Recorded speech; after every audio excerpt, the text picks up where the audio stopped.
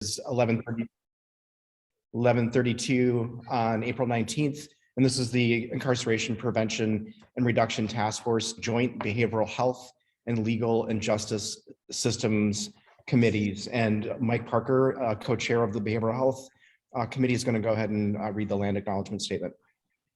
Good morning, everybody. It's nice to see you all today. We've got a jammed agenda, but important that we begin with kind of centering and grounding ourselves. So if you'll permit me, I'll go ahead and read aloud what you can see on your screen. Before we begin, we acknowledge that we're gathered on the traditional and unceded territory of the Lummi, Nooksack, Samish, and Semiahmoo peoples who have cared for and tended this land since the beginning of time. Truth and acknowledgement are critical to building mutual respect and connection across all barriers of heritage and difference. We begin this effort today to acknowledge what's been buried by honoring the truth. We pay respect to their elders, past and present. Please take a moment to consider the many legacies of violence, displacement, migration, and settlement that bring us here together today. And please join us in uncovering such truths at any and all public events. Dan, I'll turn it over to you. Okay, thank you, Mr. Parker. Jill, you just took the agenda down, and I don't have it in front of me. Can you go and just put it back up for just a second? We're going to go back to the Brady Bunch screen here in a minute. Okay, there you go. Thank you. Okay, so our second item today is a 2022 annual report to County Council and County Executive, and this is a discussion with committee co-chairs, and this includes content from each committee. So Legal and Justice, do you want to tee this one off? And then let's go ahead and go back to seeing everyone's faces. Thank you. Okay. Are we doing, I'm sorry, I'm lost here. I'm going to let Arlene start.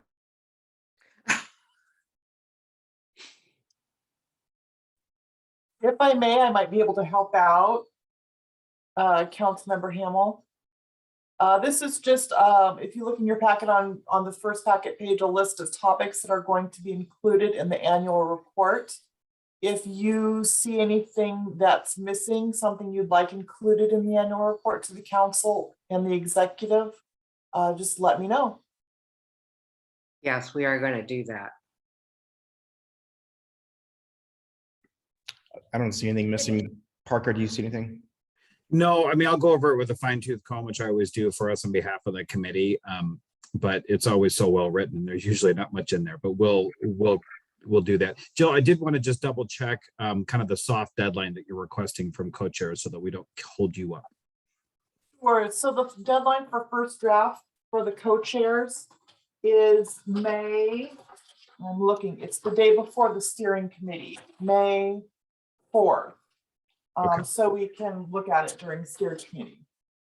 Okay. And then I would just add, for the good of other folks here, usually in the behavioral subcommittee, we do kind of put that out to our members so that they can also provide feedback if they want, and they can either give that to us verbally in a meeting, although we'll have to do that via email, I think, with our timing to see if there's any additions. But we don't often find any. Jill, thanks for all your writing and help on this. Okay. Raylene, did you have anything to add?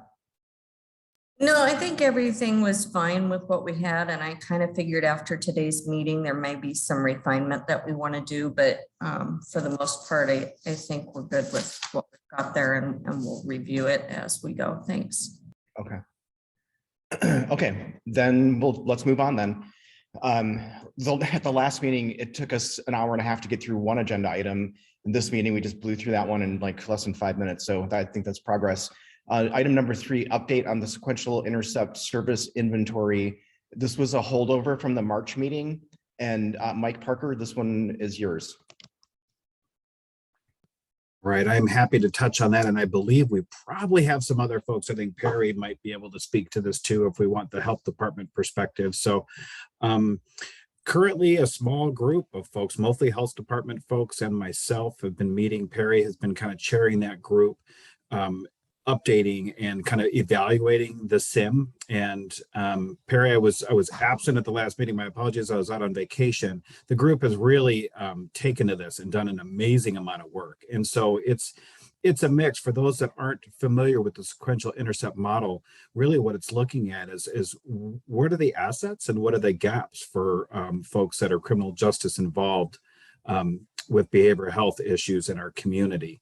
And this is a more comprehensive look, Dan and Raylene and others, because we've looked at this many times. And I can just tell you that the process, the facilitation, and the thoroughness, I think we're going to get a really excellent product from this. So the last I was at, and then I'll turn it over to Perry for the latest, because again, I was out last week, was really going through and looking from a program perspective. So kind of a higher level to determine those programs in existence, those needed to be upscaled to meet need, or those not in existence at all that we want to have in our community. And then after that, the high level listing of programs is done, some analysis to look at what it would take to actually fund those and bring those to bear. And one thing that excites me as a committee member, we really hadn't gone to that step of kind of like actualizing what it would take in order to lift these off the ground. So with that, I would just want to stop and just turn that over to Perry. Perry, if you wouldn't mind just filling in the gaps or correct anything I missed, and maybe what the latest status was after last week's meeting. Good morning. Thanks, Mr. Parker. You'll need to check your emails. We assigned you a number of tasks by virtue of your absence in the sequential intercept work. Fair enough. Indeed, it has been great. This group that is doing a behavioral health gap analysis in terms of programs and services available within the county has been meeting once a week. We started actually on the 16th of March. And took the existing sequential intercept model, which is essentially a map to be able to inform the community of the services, as Mr. Parker had made reference to, that are in existence but need resources, or that are needed and are not in existence. It's broken down into those kinds of tiers across 6 intercepts where individuals with behavioral health challenges would intersect with criminal justice system, law enforcement. So it's a fairly comprehensive package, and was last updated in 2020. So the goal of this particular team was to update it further in all of those tiers. And in addition to that, the team has put together a list of stakeholders, groups, individuals within the community that we're also going to reach out to with our somewhat developed model to also get input from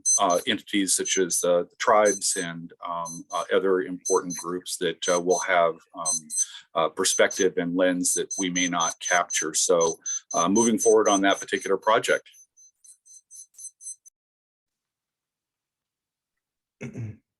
Mike, anything to add? No, that was a really good summary. And Perry, I don't know that you added in what our proposed or what our target date is. Would you mind sharing that? I don't remember that off the top of my head, but I know that we have a target date of kind of May, June-ish to have an output. Could you just cover that real quickly? You bet, indeed. The first step was to collect this group, fairly knowledgeable individuals, to get some of the pieces in place, reach out to other groups throughout the month of May.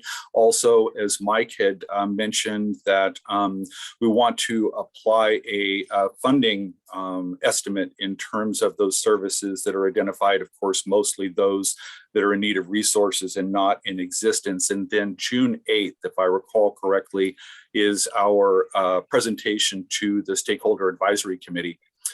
So that will be presented and discussed at that point. Brian Estes, see your hand. Yes, Brian Estes, I'm the board president of NAMI Whatcom, and I just wanted to mention that NAMI Whatcom has recently contracted with the HCA to form what's called a clubhouse in Whatcom County under the International Clubhouse model. And this might be able to address some of the programs needed but not in existence, perhaps under employment and social network. So when you're contacting groups in May, it might be good to touch base with NAMI Wacom. They're not going to operate it. There's going to be a separate 501c3, but I just thought I'd mention that. Thanks, Brian. Courtney, go ahead. I just wanted to say that's great news. The Clubhouse model is amazing for anyone who doesn't know about it, and I encourage you all to Google it. That's great that Whatcom's getting a Clubhouse. It will probably be similar to Hero House that some of you may be familiar with down. They have locations in Bellevue, Seattle, and Everett. Go ahead, Perry. Yes, thank you, Brian. And NAMI is actually on the list of our groups to reach out to as we finish this up, hoping for that and more information. I'll steal that particular one from you and put that on the SIM as it exists now, but then hope for additional input from that group. Great. Thanks for adding that, Perry. So I want to just take a moment to editorialize to the SAC members. So first, number one, the SIM, the sequential intercept model, is the roadmap on services that are offered prior to arrest and after release. And so, so understanding the services and programs that we have some capacity for, but are not fully funded or don't have enough capacity, and then those that we don't have in this community, I think it's very important for SAC members to understand that, to inform your thinking when it comes to the decisions that you're going to recommend to the county council, ultimately what's going to go on the ballot. So size of facility, perhaps location of facility, services offered in the facility and after, and what that might look like.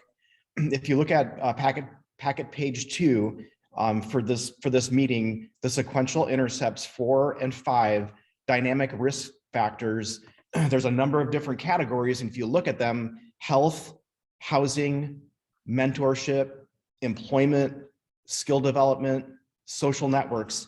Not one of those things has, it's not incarceration. It's the services that are offered after a person is released to help that person not recidivize. And I think that that's got to be a factor in our thinking when it comes to what we want to recommend to the county council. So I just wanted to take a moment there to provide my editorial content. And SAC members, do you have any questions regarding the sequential intercept model as it relates to what we're speaking about here today? Okay, I'm going to check the rest of the Brady Bunch screen here, and I don't see any questions. Oh, I see Mike Parker, go ahead. I just wanted to add one piece, and I'm not sure if Barry's able to be with us today, Barry Buchanan, but one of what I attempted to do, what I offered to do for Barry was to put a little bit of rails on it. So if folks, for SAC members, if this is the first time you're seeing it, or if you get your hands on it or would like to, and then provide feedback in advance, we'd love to have it.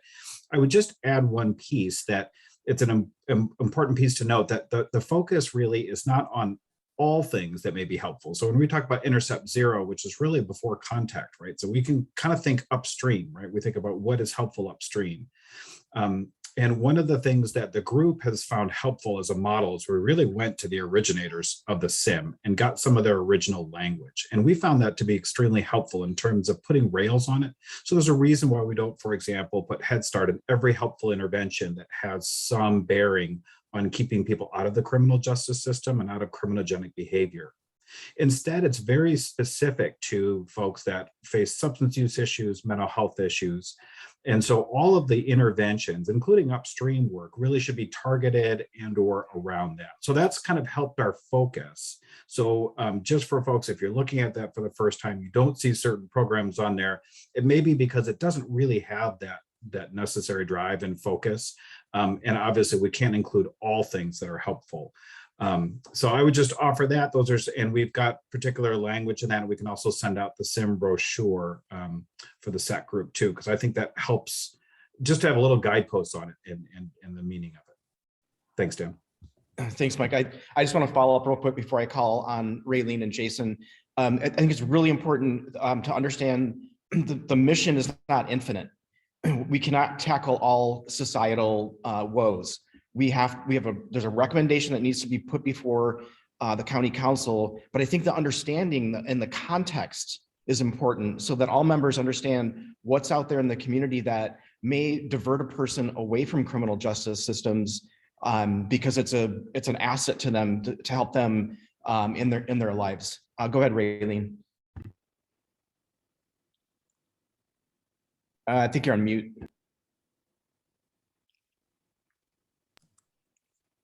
My trick wasn't working. So when we talk about programs like Reentry, and we see that on the sequential intercept model, we're not always talking about somebody that's finished a sentence. Sometimes they're just being released, and that there's other court cases, there could be multiple courts involved. And so there's a lot more than just somebody being released and now we've got some health and welfare assistance program. There's more involved in it. And I think Jason might want to touch on that, because sometimes the defense counsels feel like their job is being requested to be more of a social worker than a defense attorney. And so there's some clarification there. So I'm going to turn it over to Jason. Well, I'm just going to go ahead and say that Raylene literally took the words out of my mouth. Is that it can be, very difficult as an attorney representing people in the community who have these sorts of issues to be both a attorney for them and also to be a social worker. So really any sort of brochure or any informational materials that we could have to send out to people, in our practice, it is typically done where we send a letter to somebody's last known address or to general delivery that says, we're your attorney, here's our contact information. But if we have something else like a brochure of here's a list of programs that you could get involved with that can help you, that would be spectacular. Great. Thanks, Jason. Go ahead, Brel. Thank you. So from what I'm understanding is that this will be ready for SAC members to see around June. Is that right? Or is it possible to look at this before June? I think that's a Perry question. Right now, what we have made the effort to do is to include the programs from the small groups knowledge base that are in existence, and also add to that relative to programs that are in existence but need additional resources, and also, of course, programs that are not in existence but are important for our community relative to intercepting, as Mr. Hamill had stated, in terms of diverting a person away from the community or the court justice system. And so the challenge that we're running into here is we wanted to be able to put as much of the information on the sequential intercept model before sending it out to groups as possible. But it certainly is available. I am estimating in the next 2 to 3 weeks that we're going to be using the original gap analysis group to actually specifically reach out to groups. So I can make it available to individuals with the understanding that it is a working document, and not all programs and services may be included at this point in time. That's certainly an option. Arlene. Am I muted here? Can you hear me? You're good. Go ahead. Yeah. Okay, good. The conversation is going over into the area, I think, of what people generally call restoration. It's reentry work, but also follow up after people leave the jail system, and they're still often involved in various ways in the jail system. And what the people who have voluntarily worked in restoration and the justice process talk about is the support that people need. And the whole system is starting to acknowledge the importance of what we're calling navigators, but these are basically support people to keep individuals stable and sober, and to prevent cycling, going back around and around through the system. So this is just, it's an argument really for bulking up support people to take people all the way through restoration, the restoration process. Thanks, Arlene. I'm just going to add a comment to that. I think one thing that I know SAC member Peter Fraser and I have had discussions about is having navigators between systems, between silos, Yeah. so that they're able to just kind of, look over and see where potential gaps are or where people could fall through the cracks. I think that that is something that should be a priority. And just had a brief conversation with Peter before this meeting, and he had talked with some of the reps, Ramel and Alicia Rule, regarding passing a piece of legislation a couple of years ago that would have potentially funded that or provided resources. So I think that we need to figure that one out and see where that's at. If that's actually the case, what do we do with those additional resources? Stephen Gockley, go ahead. Most recently, when we've been talking about alternative response teams, for example, we've sort of surveyed the national landscape for various models of programs going on. Now that we're talking about navigators / reentry support / restorative services, has the committee taken up that kind of landscape scan? Do we know what program models have been shown to be effective elsewhere, and have we tried to fit those to local needs, or would that be a worthwhile task for the committee to take up? Stephen, are you asking for reentry navigation? Yes. We've begun those discussions. I don't think that we've invited other communities' resources to the table, but that definitely could and should be done. When we did that for the ART, we looked at when we had this discussion last time. We looked at Denver, Albuquerque, Portland, Eugene, Springfield, and basically ART is alternate response team. Sorry, I shouldn't speak in acronyms. Alternate response team would be responding to certain types of behavioral health calls that otherwise police would respond to. Go ahead, Jackie. I was just going to say that with regard to behavioral health reentry, Stephen, that we always look at best practices and look at other models first, almost always, that I can think of, and then go from there. And of course, every community, as you mentioned, is unique. So then we begin to build the program to fit the community from there. So, yeah, good point. Raylene, go ahead.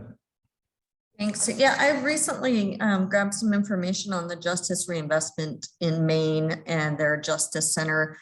I haven't gone through it thoroughly enough to be able to really present it, but there was some promising statistics on some of their reentry, incarceration, and changes that they have made to their programs. But with COVID and everything else, some of the numbers get skewed. And so I didn't want to really go forward with that until I had more information on it, but it is definitely something that the Legal and Justice Committee may want to look at, as well as the Behavioral Health Committee. Thanks, Raylene. Yeah, I think we'd be happy to take a look at that.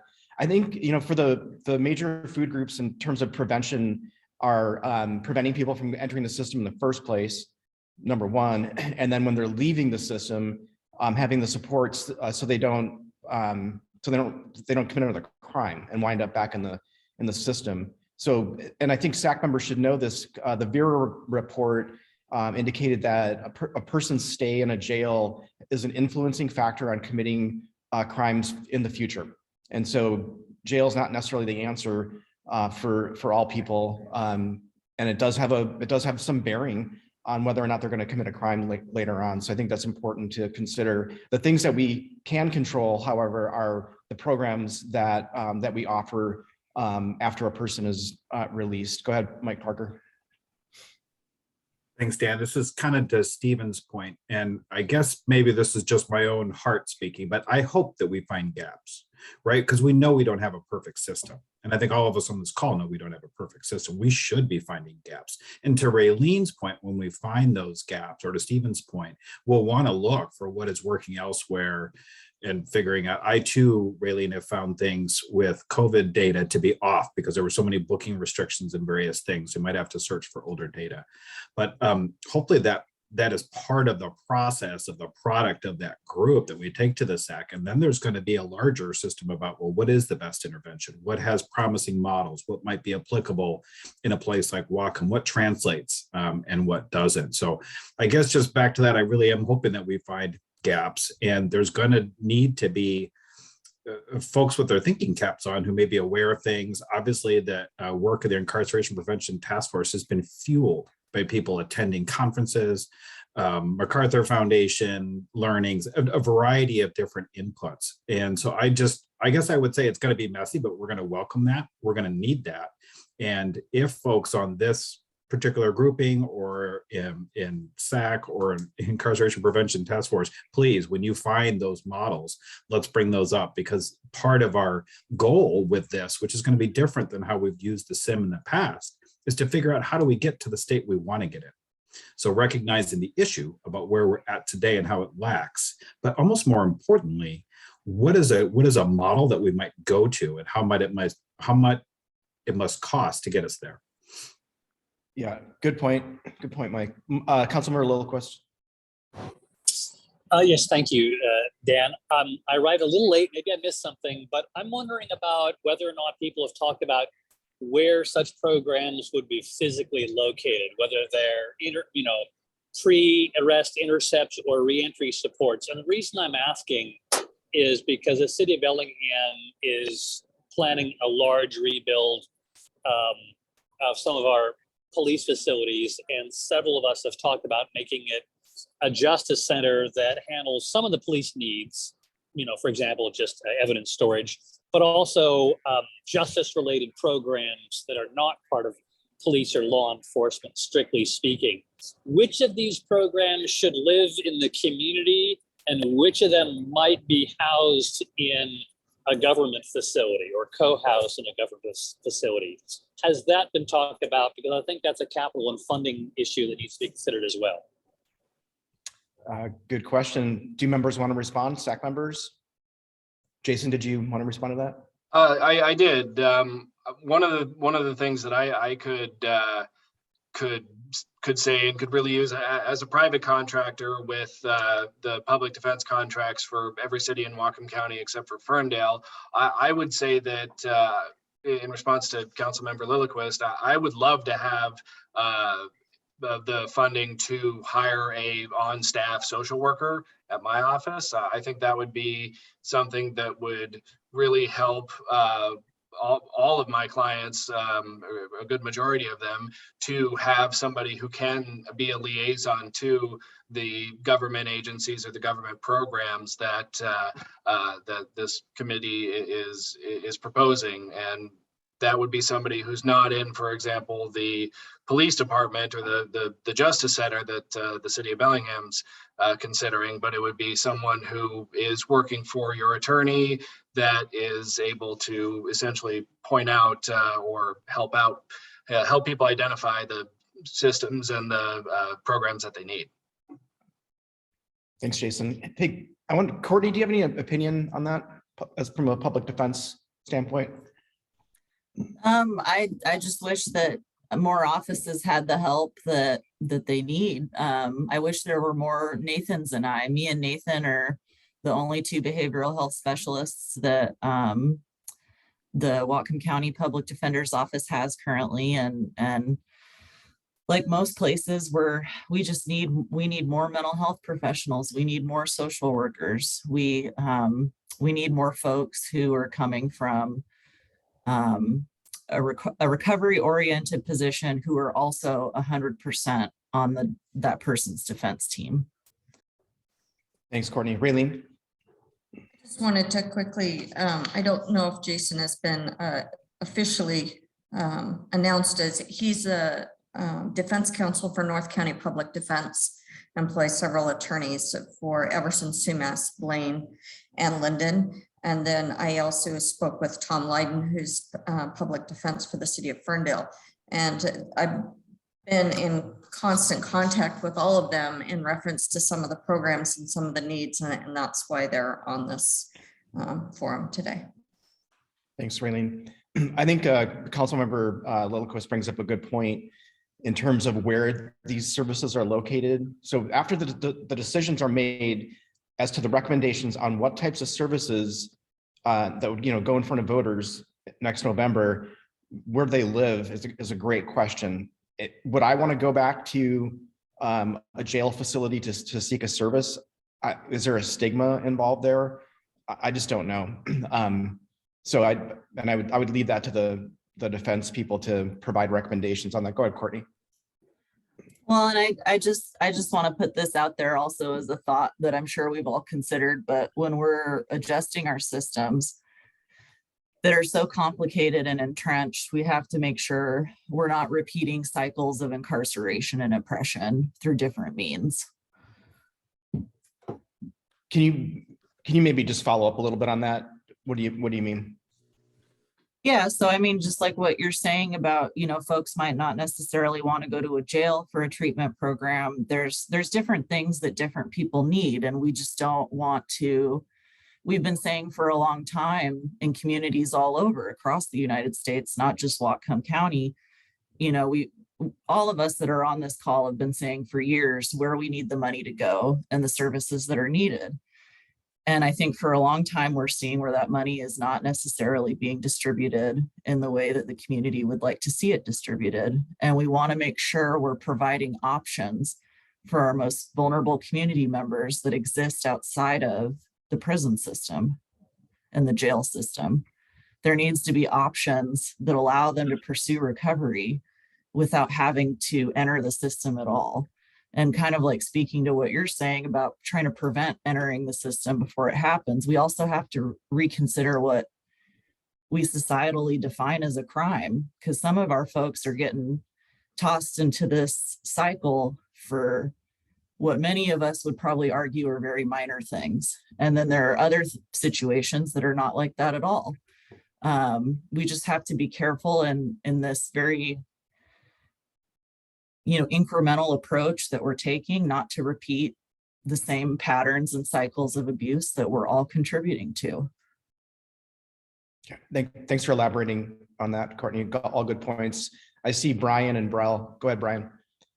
Just real quick, I would be happy to consult with others in NAMI and weigh in on that general issue, although obviously there's a complete spectrum of programs, some which might be very appropriate to be co-located in a justice center, and others that would not be appropriate. I guess it really depends on, specific types of programs, but I would be happy to look into that a little bit. Thanks, Brian, for that offer. Brell, go ahead. I really appreciate what's been said by Courtney, and appreciate that offer, Brian. I guess a question, I don't know, Brian, if you also similarly could find any research, or if anyone on the Incarceration Prevention Reduction Task Force has done the research about efficacy of programming that is mandated. So, if someone is being forced or required to go back, let's say to a jail for services, or there's some attempt at some kind of healing services while someone is in jail and incarcerated. My guess is that might work well for some folks and not for others. And I think it'd be really interesting to learn some research about how effective treatment is when it's mandated. So I guess that's a question. Has anybody done that research, and does NAMI have access to that kind of information? Not completely knowledgeable enough to really respond to your question, but I assume that generally we'd be talking about people that are not involuntarily committed. We'll look into that with NAMI National. I mean, it's a complex area, but I just thought I'd throw that. And others on this committee who have more knowledge than me might be able to speak to that as well. And just to clarify, I wasn't speaking just to involuntary commitment. I was thinking more just like as part of your sentence while you're in jail, you're required to go to therapy, or you're required to get this treatment or that treatment, or after you're released, you're required to get this kind of service. Just to clarify. Okay. Okay, I see Harriet, Arlene, and Jason. Go ahead, Harriet. Relative to what, sorry, my voice is not working. Relative to what Courtney was raising, it prompted me to think about another piece of that, which is, are we planning to look at the diversity, equity, inclusion issues that might be currently extant in our system, and what of those kind of processes can be changed to have a more positive impact, especially on the more vulnerable populations, et cetera. So just kind of doing some kind of an inventory. I don't know, that would be kind of a massive undertaking, I think, but I think it would be worthwhile as we think about not repeating the mistakes of the past, which end up inadvertently landing people back at jail. Good point. Good points, Harriet. Well, I've got a lot of hands up here. I'm going to try to get through everyone. And if you're responding to somebody else, we're going to get to you. Go ahead, Arlene. In response to Brell's remarks, it's a controversial issue. The issue of forcing treatment and the results are also, I think, mixed. According to Wendy about the jail, many individuals with serious mental illnesses are treated with medications voluntarily. And there is a small percentage of people who absolutely refuse any kind of treatment and deny that there is a mental illness problem, yet their behavior is out of control and they have to be isolated in the jails. So the question of forced treatment, as the law stands now, it's pretty difficult to force.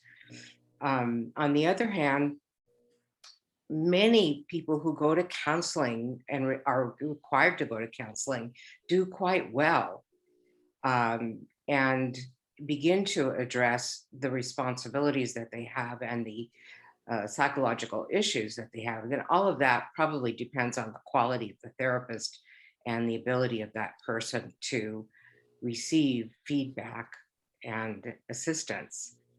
So it's really what I'm saying, it's pretty mixed. And I don't think requiring therapy is a harmful thing, because it's not like you go into therapy to get beaten up or anything like that. In response to Harriet, the equity and inclusion issues have been being addressed from the very beginning of our work. The example I would think of would be the prosecutor arranging for lowered fines or the removal of fines, which is very difficult for people who are poor. So they are unfairly treated in the justice system, and we've begun to address it. And there's more that's going to be done. And then on top of that, we have a racial equity system that we've adopted. And then the question becomes how to use it and make it very effective for our programs. Okay, before I call on Jason and Atul, I just want to quickly inform SAC members, please look up SELL versus the United States. That decision I think it was in the early 2000s regarded competency restoration and forced medication, and you should have that background information. So SELL versus United States. Jason, go ahead.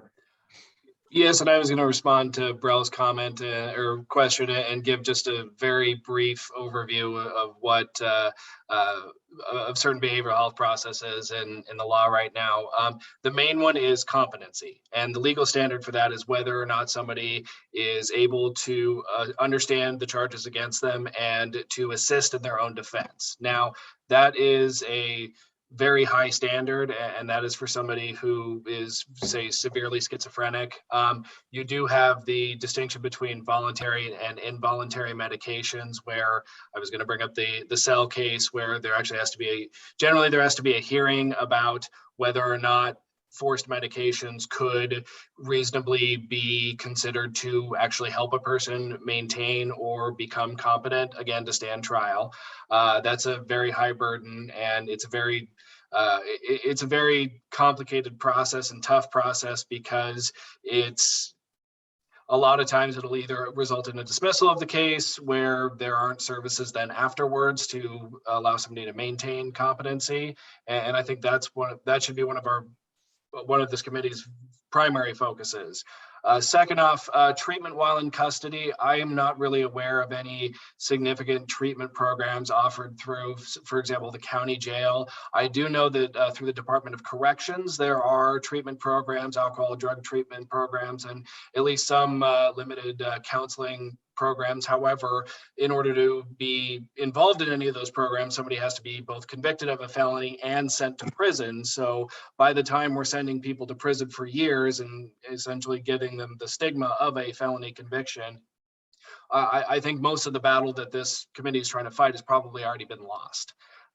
Third is outpatient treatment, which is completely voluntary. And unfortunately, there are just some people who are not ready to get better yet. And if they have the ability to just walk right out, they'll just walk right out.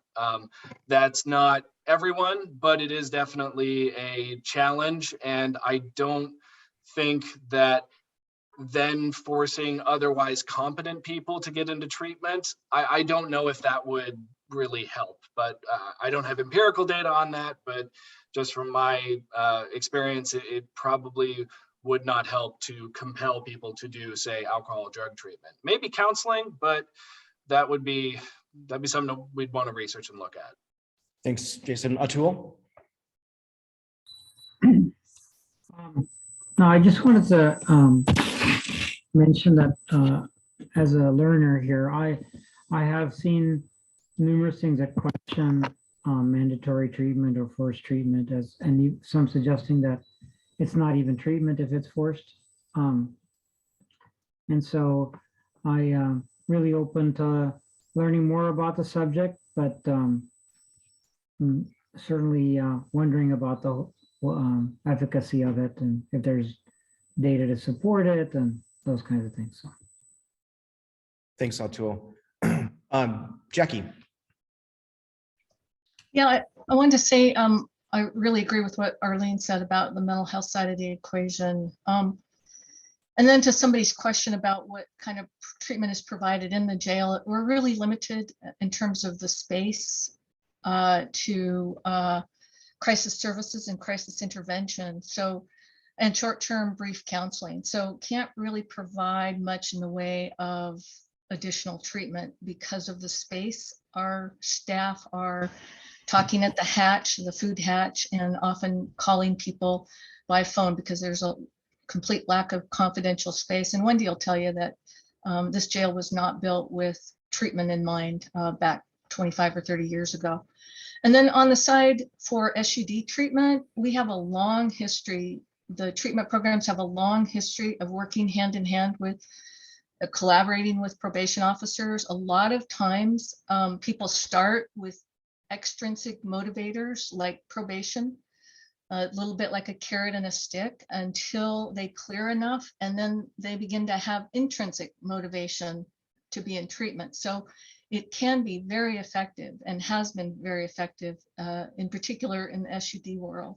I can't necessarily apply it the same way to mental health treatment, but I think there is merit in behavioral management with people on the mental health side as well. Thanks, Jackie. Mike Parker. Yeah, thanks, Dan. I was just going to add a little bit to what Arlene stated about racial equity work within both this committee and the work of this committee, but larger really with Whatcom County as a whole. So I thought I would just take a minute. Harriet, that's an excellent question, and it's one that folks in the incarceration task force have been looking at for a long time. We want really good data about folks moving through our system so that we can determine, are there disparate impacts, are there different effects, right? And we understand that especially BIPOC folks in criminal justice systems around the country are certainly incarcerated and treated differently at higher rates. So to that end, Whatcom County has formally joined the Government Alliance on Racial Equity. One of the reasons why Whatcom County decided to make that investment and that pledge was really to get some assets, to get some tools, and to work with cohorts of other communities who are facing the same issues. So I can just tell you that we are students and learners. Atul, I love your word. I think that's our words when we look at racial equity. And we also intend to work with still being formed, newly created Racial Equity Commission here in Whatcom County. So I really don't think these are separable ideas. I think they are totally together, and asking those kind of questions is exactly what we need to do to keep our feet to the fire. But to Harriet's point specifically, we use a racial equity model where we really want to look at all of both of the issues at hand and put that through a racial equity lens, as well as any targeted interventions and research. We want to make sure that we're not going to exacerbate a problem that we may already have. So I just wanted to just cover that briefly. So we will have some tools at our disposal. It is pretty new for Whatcom County. Jill, you can correct me if I'm wrong, but I think we only joined a couple of months ago. So we're still getting our feet wet with this, but know that at least now we have some tools. We certainly have formal buy-in that this has got to be an integrated part of our process. Thanks, Mike. I want to add to that both the Bellingham City Council and Whatcom County Council both passed resolutions declaring racism as a public health crisis. I can't speak for the county council, but I will speak for the work that I did shepherding that through on the city side. That was done with the help of stakeholders, community members that are stakeholders, but they have they're populations that are impacted by policy decisions. And so I just wanted to back up what Mike just said, that dismantling systems of oppression is a priority for both the city and the county councils. Go ahead, Kristen. Thank you. This is changing the subject a little bit, but at the last behavioral health meeting and this one, I just haven't heard anything about the impact of a person's diet and physical activity and that sort of thing, and the impact that has on behavioral health. And I think that I just want to put the idea out now that our jail food isn't very conducive, I don't think, to optimal health. So I'm just want to put the idea out that we can perhaps that's something we can start thinking about now. And it's a pretty simple fix. I think it would require some change, but that's why we're here. So that's all. Thanks, Kristen.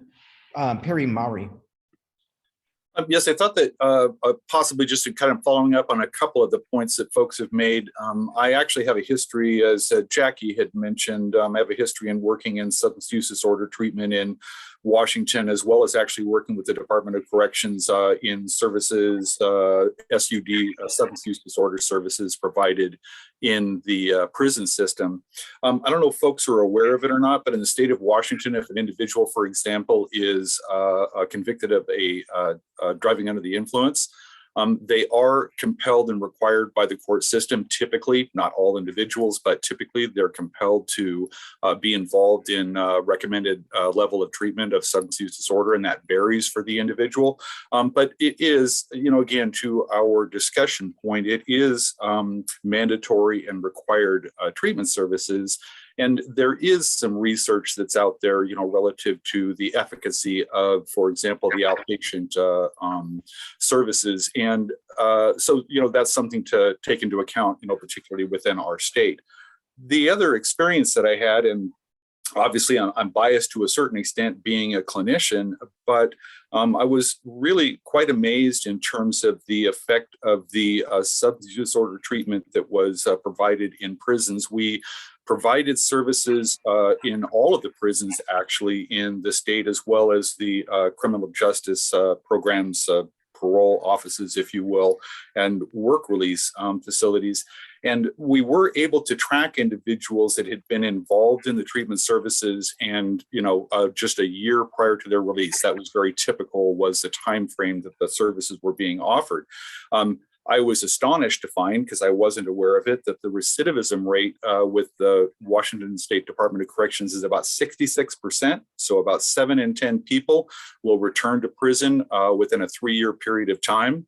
And we were able to track individuals that were involved in the treatment services in the year prior to their release, and able to actually reduce that recidivism rate within that 3-year period of time by about half. This was something that we actually tracked because we had access to Department of Corrections data. But from my experience, it was extraordinarily effective. But I will say 2 things about that. Number one, it was key to be using evidence-based practices. We talked about that before.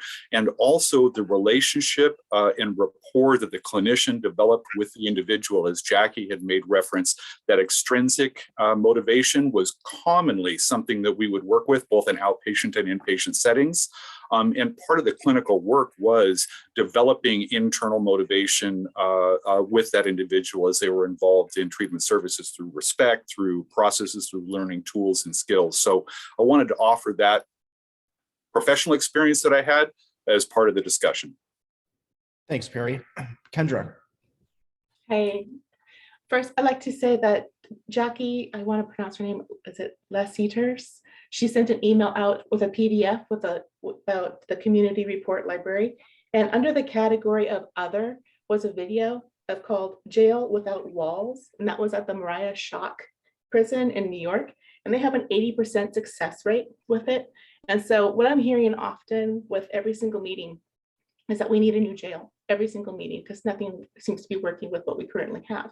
And so with the new jail, with this outpatient, it basically what it is like a boot camp. And so people are not in jail cells. This is only for people that they can try it out if they want to. And if they don't want to do it, it's a 6-week program, then they are graduated to a jail cell if they want to continue this program. They're in bunkers and they all are together. They're being taught basically discipline and a whole bunch of different classroom work. They're doing the exercise was mentioned. There's the food prep. Everything is like a military, and actually learn different aspects. And there's a counseling session involved with it. So if you guys want to check out that PDF from an email from Jackie Lassiter's email and for the community report library, under the category other, it's called Jail Without Walls. It's a video, and the men that are in the video are Taylor Ray. She works at the prison, and I have her contact information if you want to speak with her further.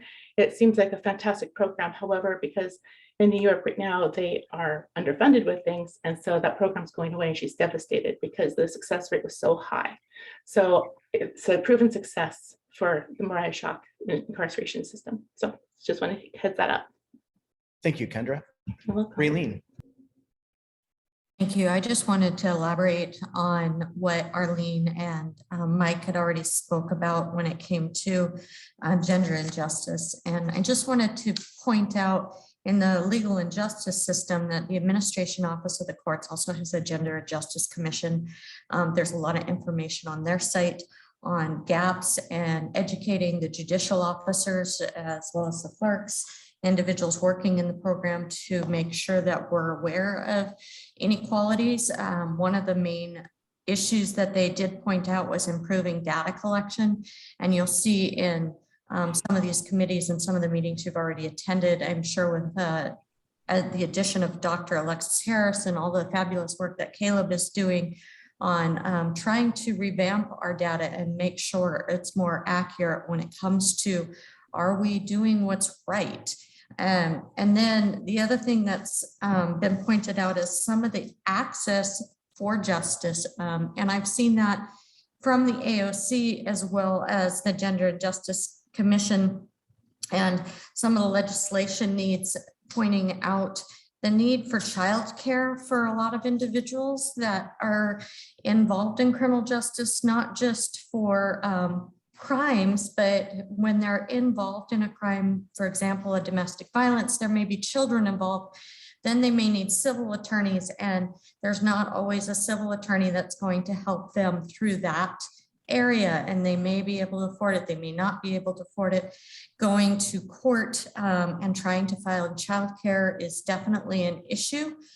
There's not really a daycare center, and when you have children in court, it is very disruptive to other individuals, but we want to make sure that everybody has equal access to justice. And those are little things that I don't think people think about, because the children are also getting lost and they're seeing the process. And so that's an area that we have a gap when we're looking at this Intercept model is, do we have childcare and do we have civil attorneys able to assist those in need? There was just recently case law that passed for civil no contact orders, allowing for no filing fees. So that does help with access, but there's a lot of things that we're missing. Thank you. Thanks, Raylene. Those are internal system things that are really easy to overlook or just not be aware of. I think that's really important that the SAC members have that information. Go ahead, David Goldman.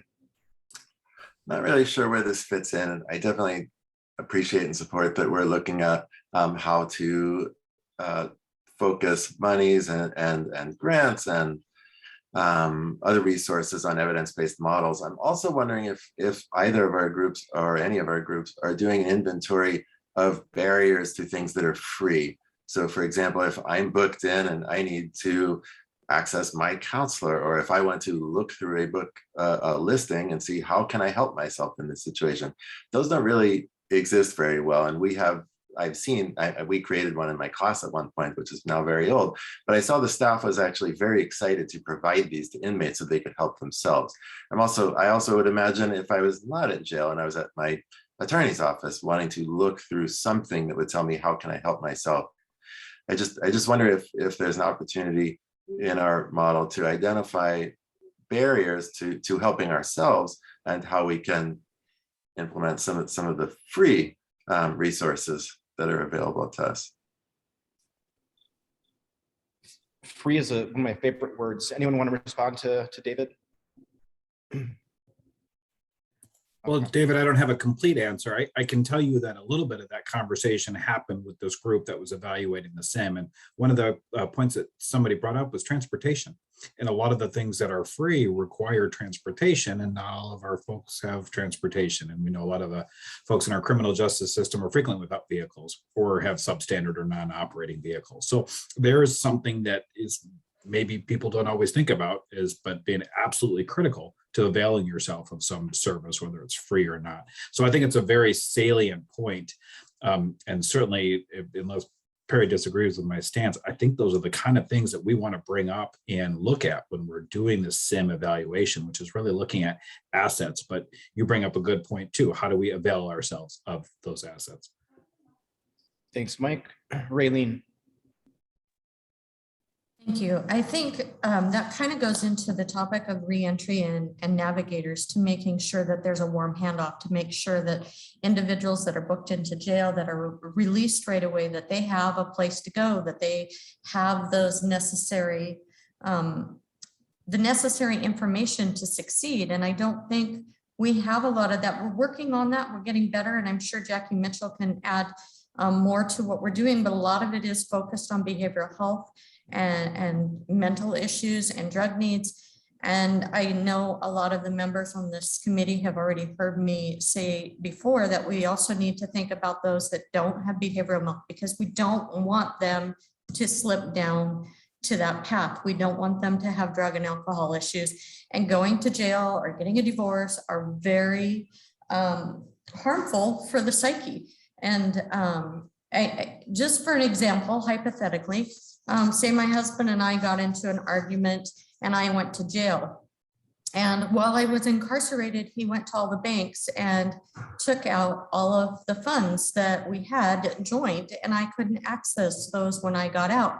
I have a good paying job, but how do I hire an attorney? I'm not going to qualify for a public defender because I can afford one, but I can't access my funds. I now have a no contact order, so I can't go back. If I don't have family, where do I go?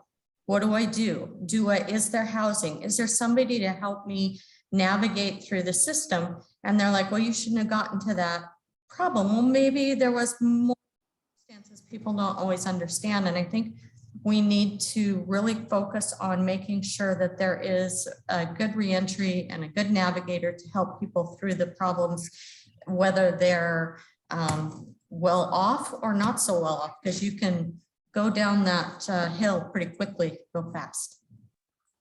Thanks, Raylene. Ryan?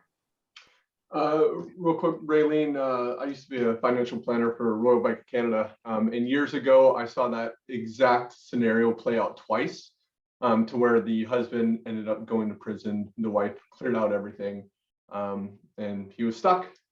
He didn't really have any recourse to it. So it is a reality that we do see. But one thing I wanted to kind of bring up when we're looking at gaps that hasn't been discussed is skill development. I would love to see kind of more of an emphasis on the skill development. Obviously, the mental health side of things, getting people clean and sober is primary. But once incarcerated, can we do a better job of developing those skills, especially in the trades? We know in this county, minorities are overrepresented in the county jail and underemployed in our county. So being able to give them the skill set to come out and get a decent or a good job can really provide pride and encouragement to them. So have we discussed, or I'm not sure what the barrier would be to work with organizations like the Sustainability in Prisons Project? Ryan, so I can address your question to some degree. So item 15 on packet page 2 under sequential intercepts 4 and 5 dynamic risk factors, there's a separate category for skill development, and item 15 is Whatcom Dispute Resolution Center adult conflict resolution training and skill building workshops. That's what we have in Whatcom County right now. So is that enough? Probably not. I mean, I know that organization does good work, but there might be a gap there. So thanks for bringing that up. Appreciate it. And then David. Just to respond to that, and we do have education at the jail that I'm a part of. One of the things that we've done more and more of is, I mean, even now over the phone and otherwise, we identify things that students may be interested in doing when they get out, trying to figure out when they're going to get out. I will make appointments for them at the various colleges, including BTC. I will help them prepare for the testing that they'll take as they go in, so they don't have to take a bunch of remedial classes. I'll sell them on the fact that as a student, they will have a student ID that gets them, they can go to the gym, they can go to the library, and there's wonderful like BFIT programs and other programs. And obviously we need to do more of this, and COVID has made it very difficult, but we are actually doing a lot of the warm handoff in that way. I would love to do a lot more of it, but we do have that happening in Whatcom to a degree. Thanks, David. Courtney, I saw your hand up earlier. Did you have a comment or? Yeah, I was just gonna, the ship has kind of sailed a bit, but I was just gonna ask a question about David's comment about, helping clients help themselves and free services. I just want us all to keep in mind that a lot of times I think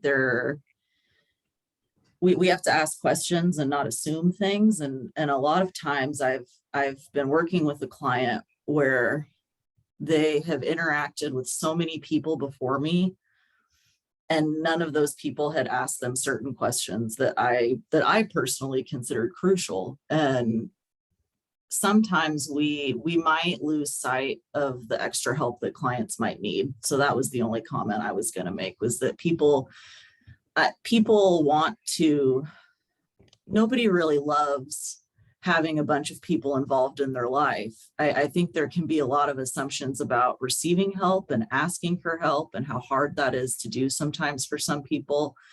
And I don't think anybody really enjoys all the time receiving help from a lot of people for a good portion of their life. And sometimes we can make assumptions that maybe people want to do that and they don't. And we just have to ask more questions about what it is they need and whether or not we can help them, or if they can in fact help themselves. But we don't really know if they can, if those things aren't actually in place. I'm not sure what free options exist out there for clients to utilize. Okay, thanks, Courtney. Wow, what a discussion. You all are doing fantastic. These are all good questions and all good comments.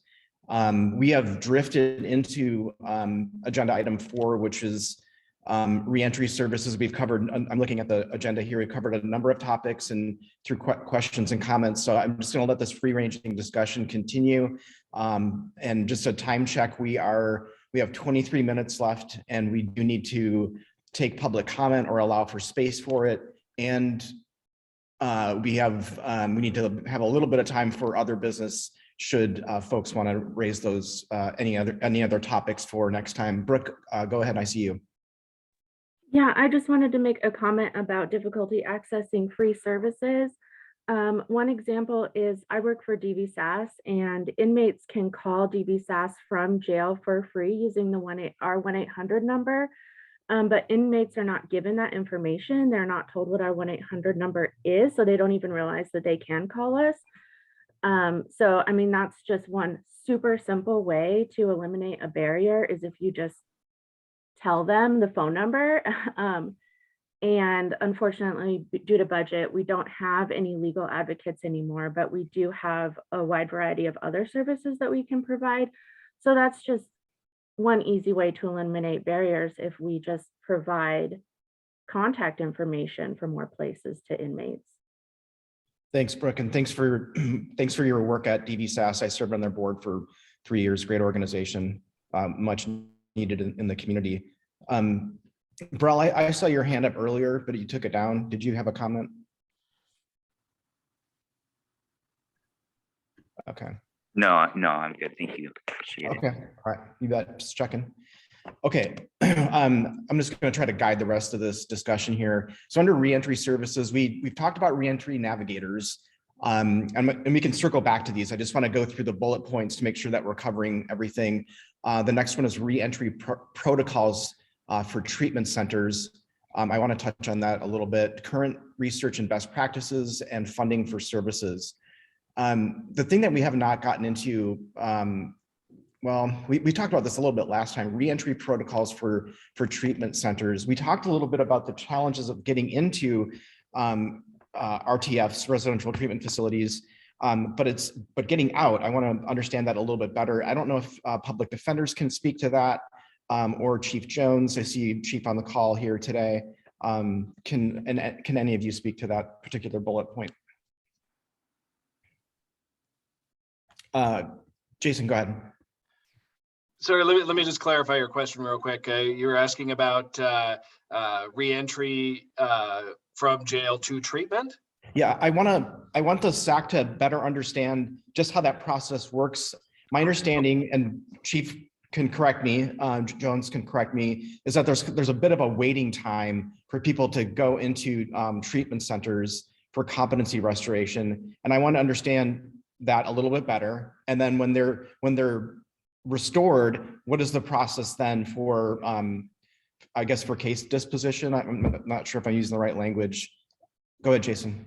Okay, and Chief Jones and Ms. Vagno can probably expand on what I would say, but if you're talking about competency, that's one thing, but if you're talking about SUD, that's another. For SUD, there is the ability to get somebody released from jail on a temporary basis to a treatment agency. With competency, there has been throughout COVID a pretty significant wait time to get people into programs like Western, or places like Western State or Fort Stelicum, or there's another one that's escaping me. From what I understand, I've been gone for the last few weeks, but it's been getting better as far as the wait time goes. But that process will start with the person being found either incompetent by a competency evaluator. They'll then wait for a specific period of time to get into a facility, and then they can either return as restored, or they do not, or if they're unrestorable, there's a process for essentially either the state dismissing the case and then just releasing them, which is or is not very helpful, or doing what we call a civil flip, where the individual is sent to a civil commitment facility or civil treatment. But Ms. Vanio and Chief Jones could probably tell you a little bit more about that. Okay, thanks, Jason. I think the other place is Maple Lane, if I recall correctly. Okay, Maya Vanio. Well, I think we've talked many so here in this setting about the significant delays. We've had people come to talk about True Blood, and I mean, we see months-long delay. So you know, when you have a client who's been found incompetent based on an evaluation, there's months delay of them sitting in the jail waiting to go to Western for treatment. So, I mean, that has not changed, and it sort of has worsened at various times through the pandemic based on numbers of COVID at different facilities. When someone is ultimately restored and returned to the jail, you know, a variety of things can happen. Sometimes they remain competent, they remain medicated, and they are able to proceed with their case. And that takes some time because the attorney is just starting from scratch with the person. Like occasionally they decompensate yet again, because understandably someone who suffers from pretty severe mental illness may not be agreeable to taking medications in the jail setting or cooperating in general. And so it's possible that can cycle. It can cycle a few times.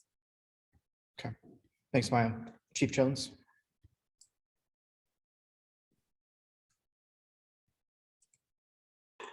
Sorry about that. I was double checking our current list. The issue, I've got 9 folks right now waiting to go to Western State for competency restoration. What we found is that when we get the order for competency evaluation, that actually happens quite rapidly. Normally within the 7 to 9 days that the True Blood pretty much requires it. But we've got a couple of different lag times that we see happening. Let's see, I'm taking a look, and one of my offenders has been waiting to go to the state hospital for restoration since January. One may or may not be, and I didn't get a chance to double check it. One may have been waiting since last August, but I think that my transport guys didn't update this list. But the other issue is that they wait to go down. They may be restored while they're there, and then they come back when they're completed. We try to continue them on the medication that Western has given them, and we're legally required to do that. And quite selfishly, it makes sense for us and for the offender if we can get them to continue to take the medication, because they're more stable while they're here. It makes them easier to exist. It makes it easier for them to exist in a corrections facility. But what then happens is that there's a delay between the report gets written by Western State, it's sent to the court and to the attorneys, and then they have to have a hearing that will make a decision whether somebody is competent or not. That can take anywhere from a couple of weeks to 5 or 6 months before they actually get into court. Now, there's been a unique circumstance over the past 2 years, and that's COVID. And many things slowed down or stopped, and I understand that. But by time they get before a judge for a competency decision to be made, they may actually have already needed to go back and start the whole process all over again. So what we have seen is our average length of stay, especially for mentally ill offenders, has significantly increased. And I wish I could give you the percentage, but it slows the whole system down. And it is one of the biggest reasons why people who are significantly mentally ill wind up staying in custody longer than people who are not on similar charges. It's not necessarily the attorney's fault. It's not necessarily the courts. It's a little bit of everybody. What I would love to see, and perhaps these task force and advisory committees could consider, is some sort of an expedited calendar, so that when somebody came back restored from Western State, we've got a window where they either may be under the influence of whatever medication the hospital left them with, or be willing to continue to take it. If there was a way of getting the hospital to expedite the report to the court and to the attorneys, and a way of expediting them getting in front of the judge so a decision could be made and the next step could happen.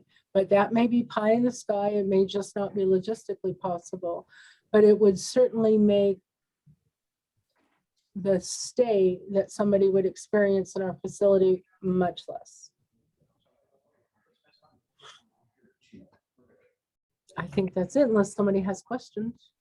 Sorry about that. Delivery. I work at a retail establishment. Any questions for Chief Jones? Hey, Raylene, I saw your hand up. I'd like to just make a quick comment. I agree with Wendy that having some type of fast track system for those individuals would be fabulous.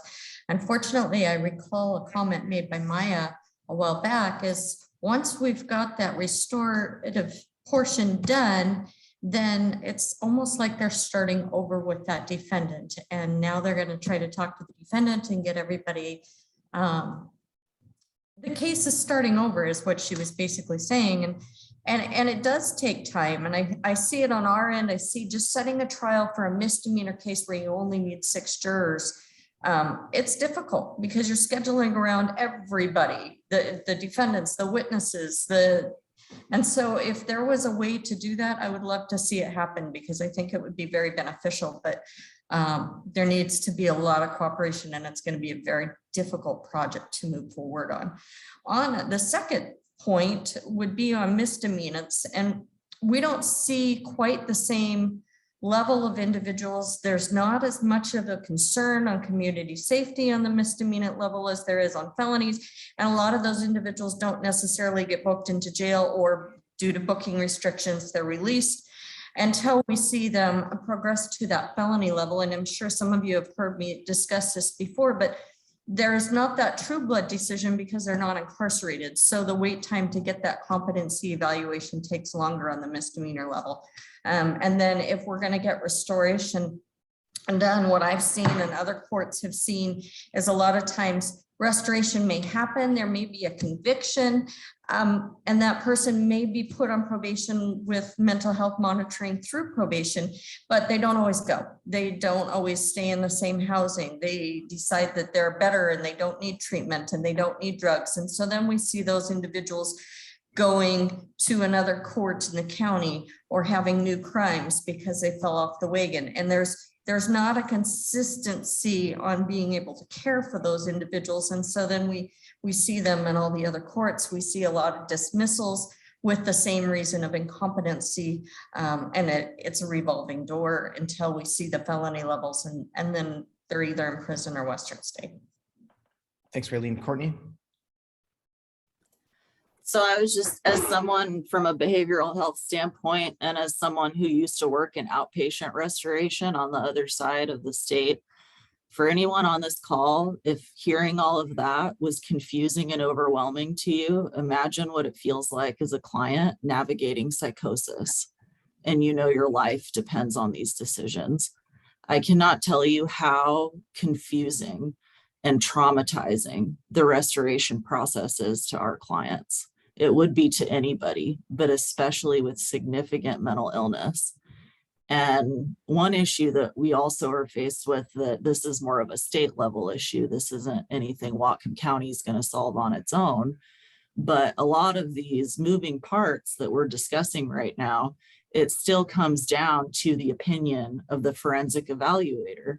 Those evaluations are completed by professionals that don't always have the most human-based, compassionate lens. And I have been in several evaluations where people who are opining on someone's competency are talking to that person like they're not a person.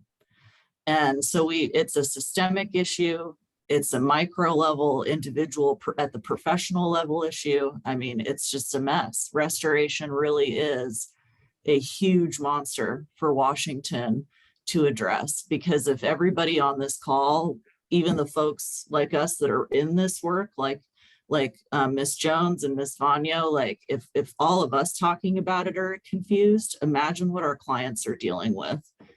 It's horrendous for them. Thanks, Courtney.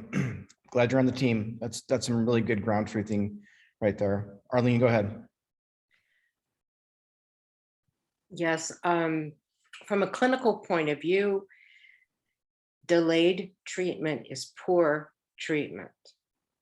And we have a history of delayed treatment just about every section of the system that we talk about. So this is a reminder, I think, for us to pay attention to the number of treaters and the number of staff that go into the programs that we're talking about, so as to create less delays, no delays, if possible. It's sort of an argument, which of course is anti-system, what I'm going to say, but it's like you need to have more beds than you need in your hospital so that there's an empty bed when somebody needs a bed. But the system doesn't want any empty beds, right? So I'm arguing for too much staff, too many beds,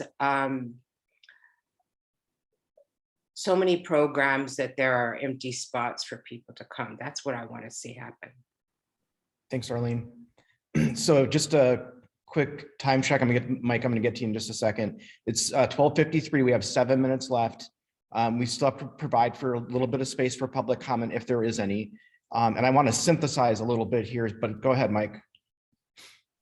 And that's actually what I was going to do. And I was wondering if either Perry or Jackie from the health department I was hoping in this section, I might talk, there's going to be some new navigator services, which I'm not well poised to speak of, but I wonder if Perry might offer that. Perry, if you don't mind being put on the spot the 90th time, about what you're aware of in terms coming down the pike for behavioral health navigation for folks in our criminal justice systems. I'm sure that Jackie will be able to add to this some, but if folks are aware, I know we throw around a lot of acronyms and so forth. A new division has been created within the health department, the name of it being the Response Systems Division. And it is really the core of it at this point in time is the GRACE and LEAD law enforcement assisted diversion programs. And so I just want to frame that up because we do have funding and expectations of the LEAD program expanding with the Recovery Navigator program. Now, these are specific individuals that are oriented towards addressing behavioral health and substance use disorder needs and issues within the community. They are closely linked to those outreach systems that are in place for high utilizers and et cetera. And again, the funding has been approved for that through our administrative services organization. The funding source comes through the state to our behavioral health administrative services organization, and then is passed along to the 5-county area that is the North Sound region. If I recall correctly, there are a total of 3 individuals that will make up the Recovery Navigator Group. And the exciting piece about that is that they are outreach, they're out in the community, they're specifically working with individuals and seeking out individuals that are in need of behavioral health, but more specifically substance use disorder issues. And of course, Wendy has spoken to this, that a huge number of the individuals that are currently incarcerated in the jail struggle with substance use disorder issues. And so that is an expansion that is imminent and occurring. I wish I could give you the exact time frame, but I don't honestly know about that. Also, and I don't know if we've addressed it here specifically, but Whatcom County recently put in a proposal, responded to a request for a proposal for co-responders to ride with the identified behavioral health deputies in the sheriff's office. We were identified as the successful bidder. And so that program, and I see those individuals as navigators to some extent, because the purpose of that mental health professional that rides with the deputy is to address the needs of that individual, get them connected to the resources, et cetera, that are there. If I can also throw out, it's unrelated a little bit, but I wanted to throw out because it came up and it's a great point. I know that there is a communications project that is being worked on by the Whatcom Community Family Network. They are essentially putting together a resource list that is a live entity and document for services across the county, and working on how to keep that document updated, because we've all sort of seen those 411 lists and et cetera that go out of date. I wish I knew the name of that, but I can certainly provide that information specifically to one of our support folks and make sure that that gets out to the people that had said, boy, it'd be great to have that, because my understanding is that that is being developed. I'm not personally involved in that group, but I wanted to make reference to that resource when people were talking about that across the community. Okay. So it's 12:57. I want to just really quick synthesize a couple of items, specifically off of what Perry just said. Brought up GRACE in the LEAD program and the Sheriff's Co-Responder program. In 2015 and 2017, we didn't have GRACE, we didn't have LEAD, and we didn't have the co-responder. Now we have data on both the first 2 programs, and we will have some data on the co-responder program. I think that that data should be looked at by the SAC, because those are influencing factors on keeping people out of jail because they're being diverted. So I think that's got to happen at some point, to have presentations by probably Melora Christensen, who's the head of the response division, and perhaps there are others that might be recommended. It's now 12:58. Jill Nixon, do we have any members of the public that want to comment? Thank you. We have a number of attendees today. If any of you would like to speak to the committees, please virtually raise your hand now. I have one hand raised so far. Joy, you're allowed to talk if you'd like to speak. You got, can we get like a timer, like 3 minutes, just so we can, if there's others, we can allow for that. We're going to go over anyway. Sure, yeah. Okay, thanks. Go ahead. Yeah, hi, Dan and members of the committee. This is Joy Gilfill, and I'm president of the Restorative Community Coalition. And on Friday, I just submitted from the coalition 6 different documents that I think would be very helpful to the Behavioral Health Committee. You guys are working really hard, and I'm really proud of a lot of the work that we've done in Whatcom County. But I find that over the last few years, we're still missing the boat. We're forgetting the prevention part of what the entire Incarceration Prevention Reduction Task Force is dealing with. And I finally, after 13 years of diagramming and studying it, I finally got my mind around a problem. And the problem is this, that the corporation of Whatcom County is responsible for doing the corporation's business and doing the business of how to manage people once they get arrested. But the county doesn't always have the ability or the perspective to be able to see what's going on with the people who are subject to the Whatcom County Corporation. So the work that the restorative community has been doing has been studying, in fact, the kinds of things that TrueBud did, the kinds of things that social services did, the kinds of problems that we have with people when they first make a mistake and end up going into the 911 system. At one point, I actually did a survey. It's a study. It's filed as the blind spot study. Vera Institute had come back to the Incarceration Prevention and Reduction Task Force. One of the things they said is that before you should be planning to build a jail and doing all this work, you should be taking in input from the people themselves.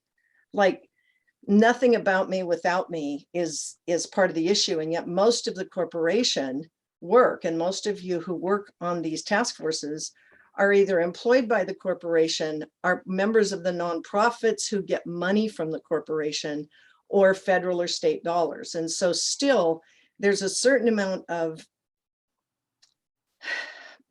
prejudgment that isn't been allowed. And I would really invite the Incarceration Task Force, and specifically the Behavioral Health Group, to look at the material that we just submitted to the county to be part of the conversation. So we're probably about out of time, but I just want to say that it's really important to listen to the people, because what's just happening with the homeless and with the hazing and with the, this whole thing that's happened this last year, 2 years, we're in a pickle. We're in a real, genuine human pickle. And Whatcom County is in a position to do amazing leadership work, but we have to have the courage to look at it. So thank you. The coalition stands ready to serve. Thank you, Joy. Thank you. If there anyone else who would like to speak to the committee, please virtually raise your hand now. And no more hands are raised. Okay. Thanks, Jill. Brel, do you have a question? Yeah, I'm sorry. I don't want to bring us too much over time, but just so appreciate what Joy said about getting more input from folks that have been interacted with the system. And I want to apologize. I wasn't able to make the April 7th meeting. I was feeling sick, but I was looking at the agenda, and there is a piece around what should be included in a needs assessment. And at some point, I'd love to look at the work that Joy's done, but I also have some suggestions for a very, very simple survey that we could do to folks that are formerly and currently incarcerated. So at some point, if there's space to put that on the agenda, I'd love to speak on that if possible. Thank you. All right, thanks, bro. Appreciate it. We are over time. I do want to acknowledge everyone's participation today. We had a wide-ranging discussion. Thank you for everyone's contributions. I think we covered a lot of ground.